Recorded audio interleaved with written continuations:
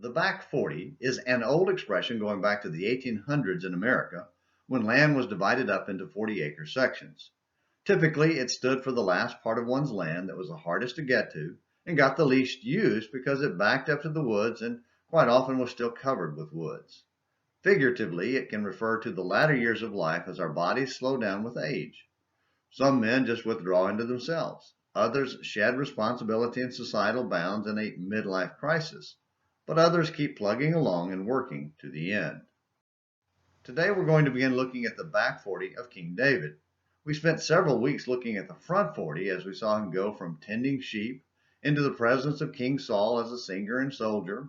We also saw him spend about a dozen years running for his life in the deepest of the back 40, hiding on the mountains and deserts and caves, and finally in the towns of the enemy Philistines.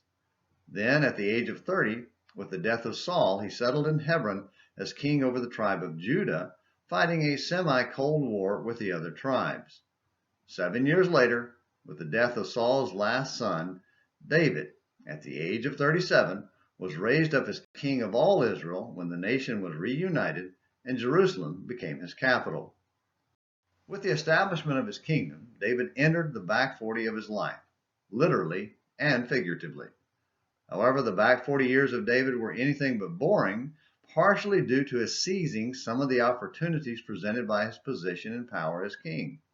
Having spent so many years fighting and running and hiding from Saul and the Philistines, it seemed David was intent on creating his own stress in a time of life when he was able to step away from leading men into battle. Despite being a man after God's own heart, David wasn't a perfect man. His failure to stay away from the back 40 mentality had severe consequences for his family and the nation of Israel. The first excursion is mentioned right after the unification of Israel and the capture of Jerusalem. 2 Samuel chapter 5 verse 12 highlights this phase by recording David's recognition that God had established his kingdom and exalted the nation of Israel. But then verse 13 tells us he took more wives and concubines. Meanwhile, David took more concubines and wives from Jerusalem after he came from Hebron, and more sons and daughters were born to David. Notice how the New American Standard Version starts with meanwhile.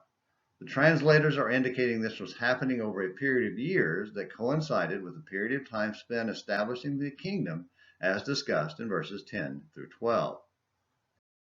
While God was busy establishing David's kingdom, David was busy accumulating wives, despite the prohibition in Deuteronomy 17:17.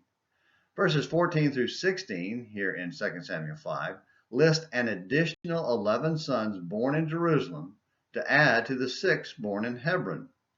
This excursion into the back 40 came at a great price for David, his family, and Israel. We're not told how many wives or concubines he accumulated, nor does the Bible reveal any of the intrigue and infighting among his wives, but it was there because we see it unfold among the sons. But that's for a later study. What's the lesson for us today in the 21st century?